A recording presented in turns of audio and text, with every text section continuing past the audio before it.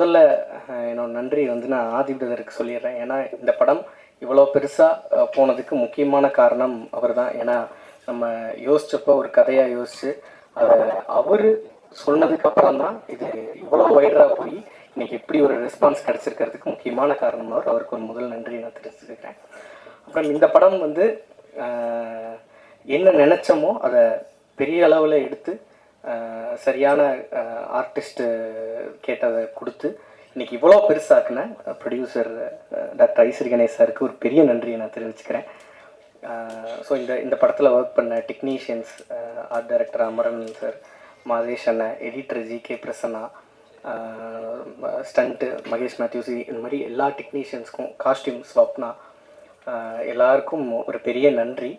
So இந்த படத்தில் ஆர்டிஸ்ட்டாக சொல்லணும், மேடையில் பெரியவர்கள் நிறையா இருக்காங்க, இருந்தாலும் ஒரு அங்கீகாரமாக நான் கொடுக்கணும்னு நினைக்கிறது இளவரசர் சாருக்கு. ஃபஸ்ட்டு இளவரசர் வந்து இந்த படத்தில் எவ்வளோ பெரிய பங்கு அப்படின்னா, அந்த படம் பார்த்துருந்தா அந்த கதாபாத்திரம் வந்து ஒரு பொண்ணோட அப்பா, ஊர் சைடில் இருக்கிற ஒரு பொண்ணோட அப்பா வந்து எந்த அளவுக்கு இருப்பாங்க, ரொம்ப போட்டு அழுது ரொம்ப ட்ராமாவாக்காமல் யதார்த்தமாக அந்த ஃப்ரம் பிகினிங்லேருந்து இந்த இன்சிடெண்ட் ஆரம்பித்ததுலேருந்து எண்டு வரைக்கும் ஒரு இடத்துல கூட சின்ன சலனம் கூட ஆகாமல் அந்த மூடை அப்படியே கேரி பண்ணி இன்றைக்கி எல்லாருமே எங்கிட்ட பேசுகிறவங்க எல்லாம் படம் பார்த்து முடிச்சுட்டு வந்தவங்க எல்லாருமே இளவரசர் சார் என்னங்க அப்படி நடிச்சிருக்காரு அப்படின்னு கேட்டிருந்தாங்க. அதை நான் அவர்கிட்டையும் ஷேர் பண்ணியிருந்தேன். அவருக்கு வந்திருந்த ஒரு சில பாராட்டுகளையும் எனக்கு அனுப்பியிருந்தார். உண்மையிலேயே அவர் இந்த படத்துக்கு ஒரு மிகப்பெரிய பலமாக இருந்தார். அதுக்கு முக்கியமாக நான் அவருக்கு ஒரு பெரிய நன்றியை சொல்லிடுறேன். Thank you so much sir. So Munishkanth அண்ணன் வந்து இந்த படத்தில் வந்து ஃபஸ்ட் ஆஃப் ஃபுல்லாகவே நம்ம கேரி பண்ணி எடுத்துகிட்டு போகிறதுக்கு ஒரு முக்கியமான இதுவாக காமெடின்னா, ரெண்டாவது ஊருக்குள்ளேயும் கொஞ்சம் சென்சிபிளான ஒரு இதுவாக பண்ணியிருந்தார். ரொம்ப நன்றிங்க. பாக்கியராஜ் சார் வந்து நம்ம படத்தில் வந்து செகண்ட் ஹாஃப் வந்து ஒரு கோர்ட் ரூம் ட்ராமாவாக மாறப்போகுது. ஸோ அது ரொம்ப கதையிலிருந்து கொஞ்சம் அந்நியப்பற்றவும் கூடாது அப்படிங்கிறப்ப ஜட்ஜாக ஒரு அந்த சேரில் உட்கார்றதுக்கு ஒரு பெரிய ஒரு ஆளுமையான ஒருத்தர் இருக்கணும்னு பேசினப்ப நான் கேட்டவுடனே சொல்லியிருந்தாங்க, நீங்கள் கதை சொல்லி பாருங்க அப்படின்னாங்க. நான் சார்கிட்ட போய் சொன்ன உடனே அங்கேயே பேசி அடுத்த நாளே சரின்னு சொல்லியிருந்தாரு. அதனால தான் இன்றைக்கி எல்லாருமே கோர்ட் ரூம் ட்ராமா ரொம்ப நல்லா இருந்தது, கிளைமேக்ஸ் ட்விஸ்ட் எல்லாம் நல்லா இருந்ததுக்கு இருக்க முக்கியமான காரணம் சார். ரொம்ப நன்றிங்க சார். இன்றைக்கி வரையிலும் அவரை பார்த்து தான் இன்றைக்கி வர ஜென்ரேஷன் டைரக்டர்ஸ் எல்லாமே இது பண்ணுறாங்க. ஸோ முக்கியமாக இந்த படத்தில் என்ன கொண்டு போய் சேர்க்கணும் அப்படின்னு நினச்சோம்னா, இந்த படம் எழுத ஆரம்பிக்கிறப்பவே ஹராஸ்மெண்ட்டுங்கிறப்ப ஹராஸ்மெண்ட் தான் நிறைய படங்களில் சொல்லிட்டு இருக்காங்களே, இதில் என்னத்தை இப்போ புதுசாக சொல்ல போகிறோம், ஹராஸ் பண்ணவங்களை என்ன பண்ண போகிறோம், அவங்களுக்கு தூக்கு தண்டனை கொடுக்கணும், இந்த மாதிரி நிறையா பேசிட்டோம். பட் இதில் என்ன சொல்ல போகிறோம் அப்படின்னா, ஹராஸ்மெண்ட்டை தாண்டி அந்த பெண்களுக்கு ஒரு வாழ்க்கை இருக்குது அப்படிங்கிறத தான் பதிய வைக்கணும்னு நினச்சோம். அந்த வாழ்க்கையில் அவங்க படுற கஷ்டங்கள் தான் இப்போ வரைக்குமே ஹராஸ் பண்ண நாளை விட, அந்த ஒரு நாள் நடந்திருக்கும் இல்லையா, அந்த நாளை விட அதுக்கு அடுத்த ஒரு மாத காலம் தான் அவங்க மனசுல இருந்து நீங்காமல் இருக்குங்கிறத நிறைய பேர் சொல்லிட்டாங்க. இப்போ இந்த படம் வந்து எப்போ நான் ரொம்ப சந்தோஷப்படுறேன் அப்படின்னா, இன்னைக்கு எனக்கு இன்ஸ்டாகிராம் மெசேஜஸ் எல்லாத்துலேயுமே இது மாதிரி எனக்கு ஒன்று நடந்துச்சு, எங்களுக்கு அந்த நாள் கூட மறந்து போச்சு, அதுக்கப்புறம் அந்த ஊரில் இருக்கிறது தான் எங்களுக்கு பெரிய கஷ்டமாக இருக்குன்னு எனக்கு நிறைய மெசேஜஸ் வந்துருச்சு. ஆதிபதற்கு நிறைய வந்துட்டு இருக்கு. இந்த மாதிரி அவங்க என்ன சொல்கிறாங்கன்னா, இப்படியே சொல்கிறாங்க, நீங்கள் என்னோட பேரையே நீங்கள் உங்கள் ஸ்டோரியில் வைங்க பரவாயில்ல, இந்த மெசேஜ் அப்படியே நீங்கள் வைங்க பரவாயில்ல அப்படின்னு சொல்கிறாங்க. தெரியட்டும், நான் இவ்வளோ நாள் தான் அதை யோசிக்காமல் இருந்தேன், இப்போ நான் இந்த படம் பார்த்ததுக்கப்புறம் எனக்கு இப்படி ஒரு எல்லாருக்கும் தெரிஞ்சாலும் நல்லது தான் வைங்கிற மாதிரி சொன்னாங்க. ஸோ நான் அவங்களோட நலன் கருதி தான் அதை பண்ணாமல் இருக்கமே வழியா, மற்றபடி அவங்களுக்கு இப்படி ஒரு பாதிப்பை பெண்களுக்கு கொடுக்குது அப்படிங்கிறது ரொம்ப சந்தோஷம். ஸோ அந்த சந்தோஷத்தை உங்ககிட்டையும் பகிர்ந்துக்கணும் அப்படின்னு நினச்சேன். ஸோ எல்லாருக்கும் நன்றி. ஒரு சில படங்கள் கூப்பிடும்போது வந்து சில தான் வந்து டெலிஃபோனில் கதை கேட்கும்போது நமக்குள்ளார அந்த ஆவி பூர்ற மாதிரி சில இயக்குநர்கள் விதைப்பாங்க. அவங்க புதிய டைரக்டராக பழைய டைரக்டராங்கிற கணக்கெல்லாம் வராது. அவங்களுக்குள்ள அந்த கதாபாத்திரம் என்னவா ஊறி இருக்கோ அதை வந்து ஆட்டோமேட்டிக்காக வெளிப்படுத்துவாங்க. அப்படி தான் அந்த பிடி சார் கதை வந்து தம்பி நம்ம அருணாச்சலம் வந்து எனக்கு ஃபோன் பண்ணி இந்த மாதிரினே வேல்ஸ் இன்டர்நேஷனலில் வந்து புது டைரக்டர் படம் பண்ணிடுச்சு, நெஞ்சமுண்டு நேர்மை உண்டு படம் பண்ண டைரக்டர் படம் பண்ணுறாரு, அவங்க எப்போ மீட் பண்ணாரு, அவர் மீட் பண்ண அவர் படம் ஆரம்பித்ததுக்கப்புறம் ஒரு டைரக்டருக்கும் வேலை வந்து எப்படி மாறும்னே தெரியாது, ஃபோன்லேயே சொல்லுங்கண்ணே. ஒரு 20-25 நிமிஷத்தில் என்னோடய கதாபாத்திரம் அந்த சூழலை வந்து சொன்னார். நாங்கள் சின்ன வயசில் இருக்கும்போது சாதாரணமாக கடந்து வந்த ஆண் பெண் உறவு முறைகள் இப்போ காலம் மாற மாற மாற வெளிப்பாடுகள் வர வர ஒரு மாதிரி ஒரு பயமுறுத்தல் வெப்பு வருது. அந்த காலத்தில் அதெல்லாம் இல்லை. அப்படின்னா என்ன அர்த்தம்னா ரேப்பப் பண்ணிட்டோம்னு இல்லை, ஜாலியாக போயிடும். அதெல்லாம் செய்கிறதுக்கு மனசுக்குள்ள அத்துமீறி பேசினா கூட பிடிக்கிற பொண்ணுகிட்ட கூட ஒரு வார்த்தை அதிகமாக விட்டால் தப்பாக போயிருமோங்கிற ஒரு முன்ஜாக்கிரதை உணர்வோடு இருந்தது. ஆண்கள் பெண்களுக்கு அது ரெண்டுக்குமே அந்த வரையறை இருந்தது ஒரு காலகட்டத்தில். இப்போ வரும்போது வேற மாதிரி இருக்கும்போது ஒரு கையால் ஆகாத தகப்பனுடைய மனநிலையை வந்து எனக்கு வந்து விசுக்குன்னு உள்ளர இன்ஜெக்ட் பண்ணாருன்னு சொல்லணும் டைரக்டர்.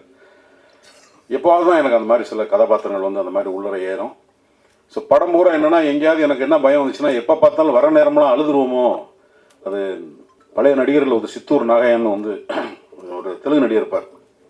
அவர் படத்தில் செத்தா தான் கதையை ஆரம்பிக்கும். அவர் வந்து என்னன்னா இனிமேல் தான் கதை ஆரம்பிக்கின்ற மாதிரி இருக்கும். அந்த மாதிரி ஆயிரமோன்னு எனக்கு ஒரு சின்ன பயம் இருந்துகிட்டே இருந்தது. பட் இந்த படத்தில் ரொம்ப முக்கியமாக இருந்ததுன்னா, இந்த தகப்பன், இந்த மாதிரியான குடும்பம், இந்த மாதிரியான எமோஷனை உள்ள வைக்கும்போது அதை கேள்வி பண்ணி போகிறதுக்கு இன்றைய சூழலில் இளைஞர்களால் அல்லது எல்லாராலையும் விரும்பப்படுகின்ற ஒரு ஹீரோ ரொம்ப முக்கியமாக தேவைப்படுது. அந்த ஹீரோவை மையப்படுத்தி தான் இந்த மாதிரி கதைகளை சொல்லணும். இல்லைன்னா தேட்டருக்கு ஆடியன்ஸ் வரமாட்டாங்க. அதுக்கான சூழ்நிலை. ஏன்னா அவனுக்கு 1008 சொந்த பிரச்சனை இருக்குது. தேட்டர்லேயே வந்து உட்காந்து இங்கே இருக்கிறதெல்லாம் கிளப்பி விட்டு போனோம்னா, ஏன்டா சாமி இது எதுக்குடா தேட்டருக்கு ஒரு 2 பாட்டு பார்த்தோமா, 2 சண்டை போட்டோமா, கொஞ்சம் பொழுதுபோக்கலன்னா வந்தால் நீங்கள் எங்கேயும் வந்து படுத்துறீங்கடான்னு. அதையும் மீறி இந்த கதையை வந்து ஒரு இப்போ அதை வந்து அவரோட லைவ் ஷோ பார்த்ததுக்கப்புறம் எனக்கு வந்து மில்லியன் கணக்கில் வந்து அவருக்கு ஃபாலோவர்ஸ் இருக்காங்க. அவர் வேறு மாதிரி அவரை ப்ரெசென்ட் பண்ணியிருக்காரு. சினிமாவை தாண்டி அவருக்கு ஒரு இமேஜ் இருக்குது. அப்படிப்பட்ட ஒருத்தர் வந்து ரொம்ப கன்சர்னாக இந்த மாதிரி ஒரு எமோஷனுக்குள்ளே தன்னை வந்து பொருத்தி பார்த்துக்கிறதுக்காக முதல்ல ஹிப்ஹாப் பாதிக்கு என்னுடைய வாழ்த்துக்களை நான் சொல்ல கடமைப்பட்டிருக்கேன். ஏன்னா ஒரு சீனியர் ஆக்டராக I have to respect your decision தம்பி. அது வந்து ரொம்ப ஷூட்டிங் டைமில் உங்களோட பிஹேவியர் வந்து ரொம்ப அட்ராக்ட் பண்ணிச்சு. ஒரு மார்க்கெட்டபிள் ஆக்டர், உங்களுக்கு நீங்கள் கையில் போட்டு கொடுத்தா நான் ப்ரொடியூசர் ஆக முடியும். ஒரு குறிப்பிட்ட அளவு வியாபாரம் இருக்குது. அதுக்கான அடையாளமே இல்லாமல் ரொம்ப கரெக்டாக ஒரு ஹீரோவுக்கு ஒரு டைரக்டருக்குமான ரிலேஷன்ஷிப்பு அல்லது ஒரு டெக்னீஷியனோட ரிலேஷன்ஷிப்பு. நான் நைட் எஃபெக்டில் வந்து பொண்ணை தேடி போகிற சீன்லாம் ஒரிஜினலாக பொள்ளாச்சியில் ஒரிஜினலாக தான் எடுத்தேன். இவருக்கு வண்டியில் போனால் பின்னாடி பெரும் கூட்டம் வரும். அவங்களுக்குலாம் சமாளிச்சுக்கிட்டு அந்த பொறுப்புணர்ச்சி வந்து ஒரு ப்ரொடக்ஷனுக்கு ஒரு ஹீரோ கொடுக்கணும். அப்போ தான் அது வந்து நினைச்ச நேரத்தில் நினைக்க முடியும். இதெல்லாம் ஒரு அனுபவம். கார்த்திகை பொறுத்த மட்டும் என்னென்னா, சினிமாவில் வந்து சில நல்ல விதைகள் அப்பப்போ வந்து சினிமா நிலத்தில் விதைக்கப்படும். அந்த விதையினுடைய தன்மை என்னவாக இருக்கும்னா, தன்னுடைய வேலையாக மாத்திரமே இருக்கும். புறம் சீரம் கரம் நீட்டாமல் வேலையாக இருக்கும். அது மாதிரியே கேமராமேன் அமைஞ்சார், ஆர்ட் டைரக்டர் அமைஞ்சார், அசிஸ்டன்ட் டைரக்டர் அமைஞ்சாங்க. எல்லாருமே வந்து ரொம்ப ஃபோக்கஸ்டாக இருந்தாங்க. அந்த டீம் எந்த தேவையில்லாமல் ஒரு நாள் ஷூட்டிங் வந்து நின்றுச்சு, அது வரல இது வரல அப்படிலாம் இல்லாமல் ஒவ்வொரு மணி நேரமும் ஒவ்வொரு பணம் செலவாகும். ஒவ்வொரு செகண்டும் சினிமாவில் பணம் போயிட்டே இருக்கும். அது எழுதி கொடுக்கும்போது தான் தெரியும். அந்த வலியை உணர்ந்து செய்யக்கூடிய இயக்குநர்கள் தான் இன்றைய எப்பவுமே சினிமாவுக்கு தேவை. அந்த வேலை எனக்கு வாய்ப்பு கொடுத்ததுக்காகவும் பொறுப்பை உணர்ந்து செயல்படுகின்ற ஒரு இயக்குநராக இருக்கிறவங்க கார்த்தி, நீங்கள் நல்லா இருக்கணும். இந்த படத்தை பொறுத்த வரைக்கும் நான் வந்து நன்றி முதல்ல வந்து ஹீரோவுக்கு தான் சொல்லணும், ஹிப்ஹாப் வாதிக்கு. என்ன அப்படின்னா, அவர் நடிக்கிறதுக்கு ஒரு நல்ல கதை அப்படின்னு சொல்லி செலக்ட் பண்ணுறதோடு நிறுத்திக்காமல், அந்த டைரக்டர் அவர் ஒரு கதை சொல்லும்போது இது ரொம்ப நல்லா வரும்னு ப்ரொடியூசர்கிட்ட போய் அதை சிபாரிசு பண்ணி அது மெனக்கெட்டு ஒரு நல்ல டைரக்டர் கொண்டு வரணும்னு நினச்சாரு பாரு, அதுக்கு தான் அவருக்கு நன்றி சொல்லணும். அதுக்கப்புறம் ஒரு ஹீரோ வந்து சொல்லும்போது, இல்லை இந்த ஹீரோக்கிட்ட ஒரு ஜட்ஜ்மெண்ட் இருக்குது, அவரும் ஒரு டைரக்டர்லாம் பண்ணியிருக்காரு, கதை எழுதியிருக்காருன்னு சொல்லிட்டு அதுக்கடுத்தியாக இப்போ இளவரசி சொல்லிட்டு போன மாதிரி அந்த மாதிரி கதையாக இருந்தால் கூட இது எல்லாத்துக்கும் அல்லவே அந்த கேரக்டர் இந்த படத்தில் ஒரு கேரக்டர் சொல்லியிருக்காங்கன்னு சொல்லிட்டு கணேஷ் அவர்கள் வந்து அதை அக்செப்ட் பண்ணிட்டு பண்ணது அடுத்தபடியாக அவங்களுக்கு நன்றி சொல்லணும். அப்புறம் பாராட்ட வேண்டியது வந்து கார்த்திக் அவர்கள். என்னென்னா, இவர் சான்ஸ் வாங்கி கொடுத்து அவர் சான்ஸ் கொடுத்து அதுக்கப்புறம் கிடைச்சதை வந்து ரொம்ப பொறுப்பாக ரெஸ்பான்சிபிளாக வந்து அந்த படத்தை வந்து கதைவசனம் எழுதி பண்ணியிருக்காரு. அது வந்து தனக்கு கிடைச்ச ஒரு சந்தர்ப்பத்தை நல்லபடியாக பயன்படுத்திக்கிட்டாரு, கடுமையாக உழைச்சார் அப்படின்ட்டு அவருக்கு என்னுடைய பாராட்டை தெரிவிச்சுக்கிறேன். அவர் ஈரோட்டுக்காரருங்கிறது படம் ரிலீஸ்க்கு அப்புறம் தான் தெரிஞ்சிட்டு, நானும் ஈரோட்டில் பிறந்ததுனால வாசம் மட்டும் அதே மாதிரி இருக்கேன்னு சொல்லிட்டு என்ன ஷூட்டிங் அப்பெல்லாம் கவனிச்சிக்கிட்டு இருந்தேன். சரி, அந்த சைடாக தான் இருக்கணும் அப்படின்ட்டு. அப்புறம் நான் பிறந்த ஊரில் தான் அவரும் பிறந்திருக்காரு அப்படிங்கிறது அதுக்கப்புறம் தான் தெரிஞ்சுக்கிட்டேன். அது ஒரு கூடுதலான ஒரு சமாச்சாரமாக இருந்தது. சரி, நம்ம ஊர்லேருந்து ஒருத்தர் வந்து மறுபடியும் அவரும் வந்து வெற்றி கொடி நாட்டிட்டார் அப்படின்ட்டு. அப்புறம் இங்கே பேசும்போது இந்த தொகுத்து வழங்கின ஐஸ்வர்யா, அதுக்கு பேசுறதுக்கு என்ன மேட்ரு இருக்குன்னே தெரியலையே. என்ன பேச போகுது அப்படின்னு சொல்லிட்டு இதை எல்லோரும் நன்றி சொல்லுவார்கள் அப்படி இப்படின்னு சொல்லி சுருக்கமாக முடிச்சுக்க போகுதுன்னு நினச்சா அவங்க பல விஷயங்களை சொன்னாங்க.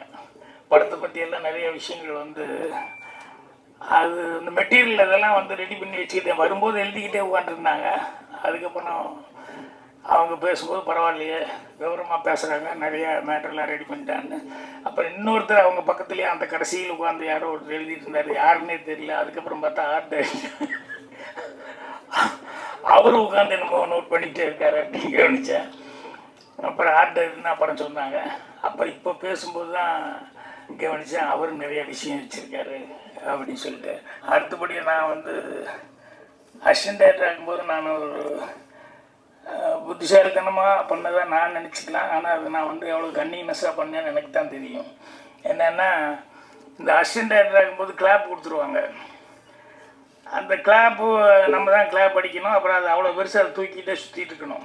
அதோடைய இந்த டைலாக்கு ஸ்கிரிப்ட் அது இதெல்லாம் வச்சுட்டு இது கிளாப் அடிக்கிறதுனா ஒவ்வொரு ஷாட்டுக்கும் அங்கே நம்ம ரெடியாக இருந்து கிளாப் காமிக்கணும், இல்லைன்னா அடிக்கணும். அப்படிங்கிறதுனால இது ஒரு இடைஞ்சலாகவே இருக்கே. மற்ற ஆர்டிஸ்ட்டு போய் டைலாக் சொல்கிறதுக்கோ அதுக்கோ இதுக்கோ அதெல்லாம் கவனிக்கிறது மற்றதுக்கெல்லாம் வந்து இது கிளாப் அடிக்கிறது பெரிய ஒரு தொல்லையான வேலையாக இருக்கு.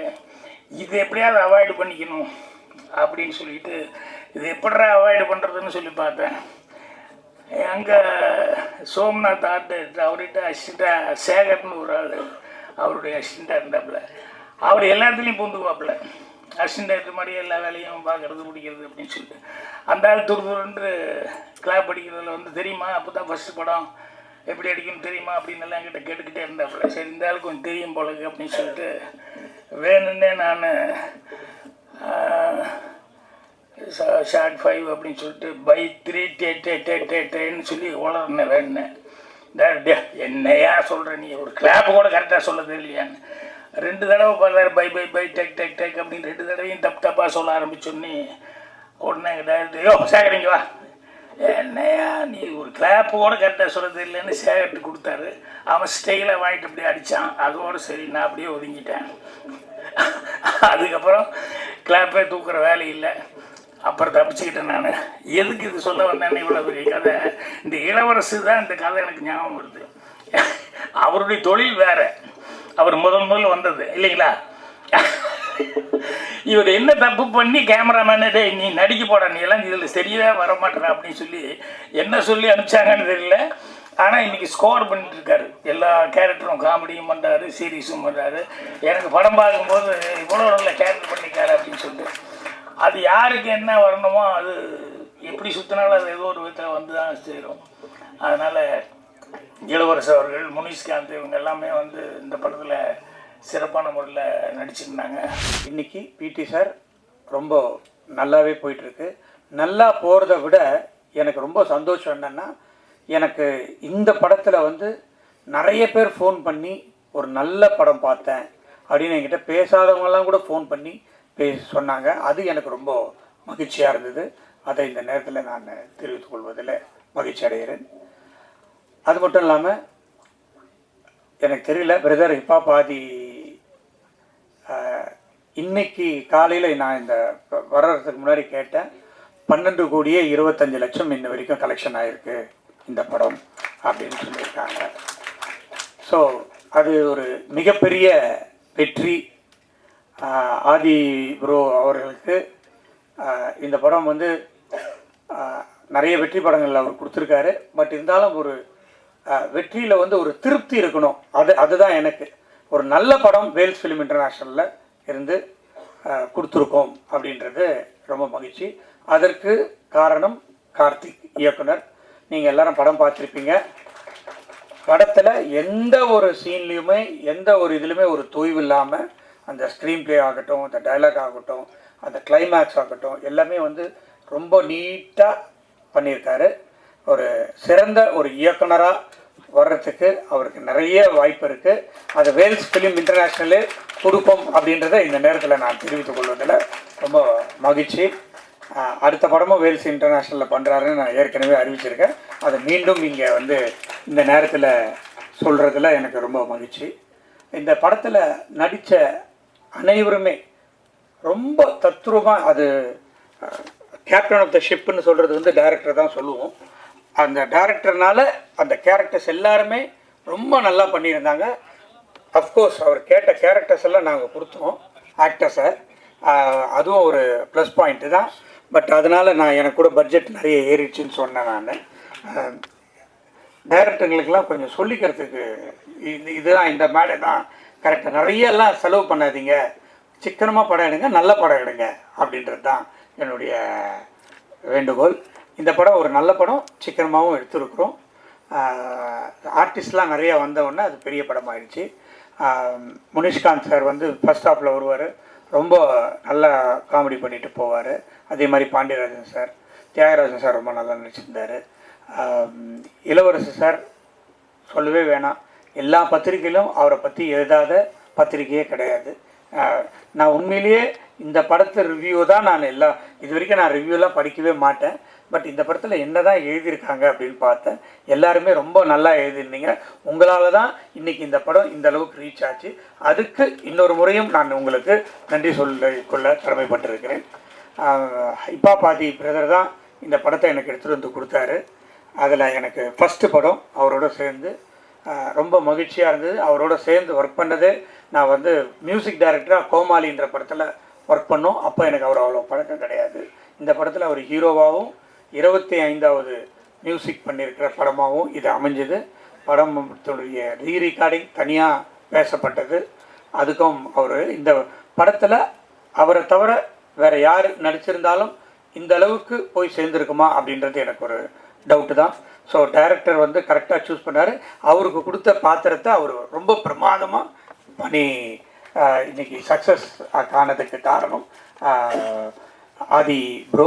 என்னுடைய ப்ரொடியூசரை பற்றி ஒவ்வொரு முறையும் நான் சொல்கிறப்ப இந்த படம் அவர் தயாரித்தது ரொம்ப முக்கியமான ஒரு டெசிஷன் இந்த படத்துக்கும் சரி. ஏன்னா அவர் கொடுக்குற இந்த படத்துக்கு அவர் கொடுக்குற ஒரு முத்திரைங்கிறது வந்து ஒரு கல்வியாளராக இருந்து கொண்டு இளவரசன் சொன்ன மாதிரி இந்த படத்தை அவர் எடுத்தது அப்படிங்கிறது வந்து இதை நான் ஆல்ரெடி ஒவ்வொரு ப்ரெஸ் மீட்டில் எல்லா இடத்துலையும் சொன்னேன். இப்போ அது தெளிவாக வந்து எல்லாமே அது படம் பார்த்தனால உங்களுக்கும் அது புரிஞ்சிருக்கும். ஸோ அதுக்கு வந்து அப்போ இருந்தே நான் சல்யூட் அடிச்சுட்டு இருக்கேன். மீண்டும் ஒரு முறை சல்யூட், மீண்டும் ஒரு முறை நன்றி. இந்த படம் இவ்வளோ பெருசாக எல்லா இடத்துலையும் போய் சேர்ந்ததுக்கு ஒரு முக்கிய காரணம். இன்னொன்று, அவரை பற்றி நான் ஒரு விஷயம் இந்த இடத்துல நான் சொல்லணும். இந்த படம் வந்து லாபகரமான படம்ங்கிறது நான் ஒரு 3 நாள் முன்னாடி சந்தித்தோம் எல்லாரும். இப்போ லாபகரமான படம் அப்படிங்கிறதுல அவர் சந்தோஷமாக அவர் பகிர்ந்துக்கிட்டாரு, சந்தோஷம். அப்போ நான் ஒரு விஷயம் அவர்கிட்ட பகிர்ந்துக்கிட்டேன். இது மாதிரி இந்த கார்த்தி ஒரு மீம்லாம் காமிச்சேன். அவர் டெய்லியும் எனக்கு அனுப்பிச்சிட்டே இருப்பார், ஆயிரக்கணக்கான மெசேஜ் அனுப்புவார் டெய்லியும். அதில் வந்து ஒரு மில்லில் அது 2 ஷோ போட்டாங்க இல்லையா, ஒரு மில்லில் அவங்க ஒர்க்கர்ஸ் லேடி ஃபுல்லாக விமன் இருக்கிற இது போல் விமன் ஒர்க் பண்ணுற மில்லில் கார்த்தி. ஸோ அவங்க அந்த லேடி ஷோ வந்து 2 ஷோ வந்து அவங்க ஒர்க்கர்ஸுக்கெலாம் போட்டாங்கங்கிறது அது ட்ரெண்ட் ஆகிட்டு இருந்துச்சுன்னு சொல்லி கார்த்திக் எடுத்து காமிச்சார். அதை நான் ப்ரொடியூசர் கிட்ட ஷேர் பண்ணேன், நான் இந்த மாதிரி அப்படின்னு சொல்லி. அவர் அந்த இது லாபகரமான படம்ங்கிறதுக்கு எவ்வளோ ரியாக்ஷன் காமிச்சாரோ அதை விட ஒரு 10 மடங்கு இதில் ஹாப்பி ஆனார். ஸோ அந்த படம் வந்து சொசைட்டியில் ஒரு தாக்கத்தை ஏற்படுத்தி இருக்குங்கிறப்ப அவருக்கு கிடைக்கிற அந்த ஹை வந்து எனக்கு உண்மையிலே பயங்கர அப்படியாப்பா அப்படின்னு அவர் அவ்வளோ எக்ஸைட் ஆனது வந்து எனக்கு உண்மையிலே ரொம்ப ரொம்ப சந்தோஷமாக இருந்தது. ஒரு நல்ல படைப்பை கொடுத்து அந்த படைப்பு மக்களை போய் சேரும் பொழுது அதில் கண்டிப்பாக பொருளாக ரொம்ப முக்கியம்தான். ஆனால் அதை தாண்டி அந்த படைப்பு எவ்வளோ பெரிய தாக்கத்தை ஏற்படுத்துதுங்கிறதுலேருந்து ஒரு சந்தோஷம் கிடைக்கிற ஒரு ஒரு ஒரு ஒரு நல்ல ஒரு அவர்கிட்ட அந்த பண்பை பார்த்து நானே வந்து ரொம்ப அது அப்போவே அவர்கிட்ட ஆனால் என்னென்ன இதுக்கு பயங்கர எக்ஸைட் ஆகிறீங்கன்னா இதுக்கு தானேப்பா நம்ம படம் எடுக்கிறோம் அப்படின்னு ஒரு எக்ஸைட்மெண்ட்டில் அவர் சொன்னப்போ எனக்கு அவ்வளோ த்ரில்டாக இருந்துச்சு.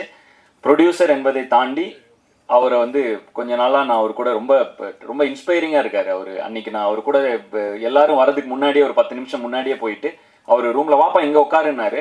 அப்போ சொன்னேன், ஆனால் பயங்கர மாசாக இருக்குண்ணா அவங்கள பார்க்க அப்படின்னு. ஒரு 4 பேர் வராங்க, இது பண்ணுறாங்க, கையெழுத்து போடுறாரு. இதில் வந்து இன்னொரு விஷயம் நடந்துச்சு. எனக்கு ஒரு தெரிந்த ஒருத்தர் வந்து ஒரு இந்த மாதிரி அவங்க கல்லூரியில் சேரணுங்கிறதுக்காக ஒரு இது கொடுத்துருந்தாங்க, உனக்கு சாரை தெரிஞ்சால் நீங்கள் கொடுங்க அப்படின்னு சொல்லி ஒரு ஹெல்ப்பாக கொடுங்கன்னான நான் கொண்டு போய் அந்த எனக்கு வந்து ஆனால் என்னென்னா ஒரு சின்ன ரிக்வெஸ்ட் அப்படின்னு கொடுக்குறப்ப அவர் கொடுத்தோன்னே என் கூட வேலை செஞ்சால் அது கண்டிப்பாக கேட்க தான் செய்வாங்க அப்படின்னு உடனே அங்கேயே எடுத்து பார்த்து உடனே ஒரு பிஏவை கூப்பிட்டு இது எப்படி ப்ராசஸ் பண்ணுறது, இது யார்கிட்ட சொல்லுங்கள். எனக்கு வந்து பயங்கர ஷாக்கிங்காக இருந்துச்சு. இங்கே ஒரு கையெழுத்து போகிறாரு, அங்கே ஒரு கையெழுத்து போகிறாரு, இப்படி போகிறாரு, அந்த பேப்பர் வாங்குறாரு, அப்புறம் திரும்ப ஃபாலோ பண்ணுறாரு. அது என்னாச்சு? அப்புறம் அவர் வந்து அந்த பிஏ வந்து சொல்கிறாரு, ஆல்ரெடி இது வந்து வந்திருக்கு, இந்த நம்ம ரிக்வெஸ்ட் வந்திருக்கு சார், இதை ப்ராசஸ் பண்ணிருக்கோம், அது என்னன்னு பார்த்தா உங்களுக்கு ஃபாலோ அப் பண்ணுங்க என்னென்னு அப்படின்னு. அது எனக்கு வந்து ரொம்ப பயங்கர இன்ஸ்பைரிங்காக இருந்துச்சு. அந்த இவரை பார்க்குறப்ப அருகிலிருந்து பார்க்கும் பொழுது ஒரு ஆண்டர்ப்ரனராகவும் சரி, ஒரு கல்வியாளராகவும் சரி, ஒரு தயாரிப்பாளராகவும் சரி, ஒரு மனிதராகவும் சரி, ரொம்ப இன்ஸ்பைரிங்கான ஒரு பர்சனாலிட்டியாக இருக்கார். இப்போ உங்கள் கூட படம் பண்ணுறது மட்டும் அது வந்து ஒரு சின்ன விஷயம் தான். உங்களை தொடர்ந்து சும்மா உங்கள் கூட ஒரு ஃப்ரீ டைம் கிடைச்சா கூட எனக்கு போதும். உங்ககிட்ட இருந்து கற்றுக்கிறதுக்கு நிறைய விஷயங்கள் இருக்குது. ரொம்ப இன்ஸ்பிரேஷனாக இருக்கீங்க நீங்கள். ஸோ அதுக்கு உங்களுக்கு ஒரு நன்றி. தொடர்ந்து உங்களோட படம் செய்கிறதுக்கு நான் ரொம்ப ரொம்ப இந்த பிடி சார் செய்ததுக்கு ரொம்ப பெருமைப்படுகிறேன், ரொம்ப மகிழ்ச்சி அடைகிறேன். தொடர்ந்து உங்கள் கூட வேலை செய்கிறதுக்கு ரொம்ப நான் ஆர்வமாகவும் இருக்கிறேன். இந்த படம் இவ்வளோ பெரிய ரீச் ஆனதுக்கு இந்த படத்தில் இருந்த இவ்வளோ ஆர்டிஸ்ட்களை கொண்டு வந்து சேர்த்த ப்ரொடியூசர் கொண்டு வந்து சேர்த்தாலும் அந்த ஆர்டிஸ்ட் இந்த கதையில் நம்பி ஒரு சின்ன பையன் நடிக்கிறான் அப்படிங்க. ஏன்னா படத்தில் வந்து ஒரு சின்ன கோர்ட் ரூம் ட்ராமா, மிகப்பெரிய இந்திய சினிமா மிகப்பெரிய ஜாம்பவான் பாக்யராஜ் சார் வந்து அந்த ஒரு சின்ன கோர்ட் ரூம் ட்ராமா, அந்த கோர்ட் ரூம் ட்ராமாவில் அவர் இல்லைன்னா அது அந்த கோர்ட் ரூம் எவ்வளோ எங்கேஜிங்காக இருந்திருக்குங்கிறது டவுட்டு தான். ஸோ அவருடைய பங்கு மிகப்பெரியது. ஆனால் அது எல்லாமே வந்து படத்தோட ஆரம்ப காலகட்டத்திலேருந்து இன்னைக்கு சக்ஸஸ் மீட் வரைக்கும் கூடவே பயணித்து எங்களெல்லாம் உற்சாகப்படுத்துறது. இது அவருக்கு ஒரு சின்ன விஷயமா இருக்கலாம், ஆனால் எங்களுக்கு இது உண்மையிலேயே மிகப்பெரிய ஒரு ஊக்கம். இதை தொடர்ந்து எங்களுக்கு கொடுத்துக்கிட்டே இருக்காரு. ஸோ ரொம்ப நன்றிங்கண்ணா. நீங்கள் எல்லா ஃபங்க்ஷனுக்கும் எல்லா இதுலேயும் நீங்கள் வந்து எங்களை வந்து ஊக்கப்படுத்திக்கிட்டே இருக்கீங்க. ஸோ ரொம்ப ரொம்ப நன்றி. அண்டு இளவரசு அண்ணன் ரொம்ப ஒரு ஆக்டிங்கை நான் வந்து இந்த நிறைய விஷயங்கள் இந்த படத்தில் கொஞ்சம் எனக்கு கண்ணை திறந்து இன்னும் ஆக்டிங் வந்து எப்படி அவர் கிட்டத்தட்ட வாழ ஆரம்பிச்சிருந்தார். ஒரு 5 நிமிஷம் முன்னாடி அவர் வந்து இளவரசு அண்ணனாவே இல்லை, அவர் அந்த கேரக்டராக திடீர்னு மாறிடுறாரு. ஒரு 3 நிமிஷம் முன்னாடி அந்த ஜோனுக்குள்ளே போனோன்னே லிட்ரலாகவே பக்கத்தில் இருக்கப்ப தெரியுது இவ்வளோ டெடிக்கேட்டடாக அவ்வளோ சின்சியராக கிட்டத்தட்ட இந்த கேரக்டராக மாறிடுறாரு கொஞ்ச நேரத்துக்கு.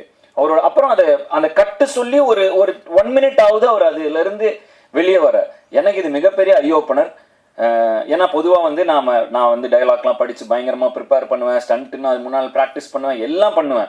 ஆனால் அந்த செட்டில் அந்த நேரத்தில் அந்த மொமெண்ட்டில் அந்த கேரக்டராக இருக்கிறது எவ்வளோ இம்பார்ட்டன்ட்டுங்கிறது வந்து அதை நான் ஸ்க்ரீனில் பார்த்தப்ப அவர் அங்கே நடிக்கிறப்ப ஒன்று தெரிஞ்சுது. அங்கேயே அவர்கிட்ட சொன்னேன், ஆனால் பயங்கரமாக இருக்குது நீங்கள் நடிக்கிறதுன்னு சொன்னேன். ஆனால் அதை ஸ்க்ரீனில் பார்க்குறப்ப அது எப்படி அந்த கேரக்டருக்குள்ளேயே இருந்தால் அது எப்படி எங்கேயுமே மிஸ் ஆகாமல் அது ஒரு முழுமையாக இருக்குங்கிறது வந்து எனக்கு ஒரு பெரிய லேர்னிங். விமர்சனங்கள்லாம் படிக்கிறப்ப இந்த சீனில் இப்படி ஸ்கோர் பண்ணியிருக்கணும், இந்த சீனில் நிறைய பேர் விமர்சனம் பண்ணியிருந்தாங்க. எனக்கு வந்து அவர் ஒவ்வொரு தடவையும் அவரோட அந்த இதுதான் வந்துச்சு. ஒருவேளை இளவரசன் மாதிரி அந்த கேரக்டருக்குள்ளேயே இருந்துட்டா மேபி இங்கே இந்த சீனில் எக்ஸ்ட்ரா நடிச்சு இந்த சீனில் இன்னும் கவனம் செலுத்தணும், அது மாதிரி இல்லாமல் அந்த கேரக்டராகவே மாறிடலாம் அப்படிங்கிற ஒரு ஹேக்கை வந்து இந்த படத்தில் நான் தெரிஞ்சுக்கிட்டேன். So thank you. எனக்கு மிகப்பெரிய லேர்னிங். அண்டு எவ்வளோ சின்சியரிட்டி, இவ்வளோ சின்சியராக இருக்கு நம்ம நடிக்கிறப்ப. அதாவது பொதுவாகவே நான் ரொம்ப முயற்சி பண்ணுவேன். எனக்கு ஃபைட்டு வந்து இவ்வளோ ஆக்ஷன் பண்ணதில்லை. போன படங்களில் அந்த குதிரையில் நானே பண்ணணும், நானே ஸ்டண்ட் பண்ணணும், இதெல்லாம் ரொம்ப முயற்சி பண்ணேன். நடிக்கிறப்ப இப்படி ஒரு ஈக்குவேஷன் அது பின்னாடி இருக்குங்கிறது வந்து ஏன்னா நான் வந்து கொஞ்சம் கொஞ்சமாக தான் கற்றுக்கிட்டு வரப்ப இப்படி ஒரு தருணத்தில் நான் கொஞ்சம் எவால்வ் ஆகி மெச்சூர் ஆகிக்கிட்டு இருக்கிற அந்த தருணத்தில் இவரை போன்ற ஒரு ஆர்டிஸ்ட்டை நான் சந்தித்ததுக்கு நான் தான் கொடுத்து வச்சிருக்கணும். ஸோ மறுபடியும் இளவரசனாக்கு ஒரு நன்றி. அதை தாண்டி பிரபு சார், பெரிய பெரிய ஜாம்பவான்கள் இருந்தாங்க இந்த படத்தில். பிரபு சார் இருந்தார், அண்டு பட்டிமன்ற ராஜா சார் இருந்தார், அவர் கேரக்டர் ரொம்ப பேசப்பட்டுட்டு இருக்கு. தேவதர்ஷினி மேம், நிறைய பேர் இந்த படம், வினோதினி மேம், இந்த படம் முழுக்க ஆர்டிஸ்டாக இருந்தாங்க. ஸோ இவங்க எல்லாருக்கும் இந்த நேரத்தில் என்னோட நன்றி.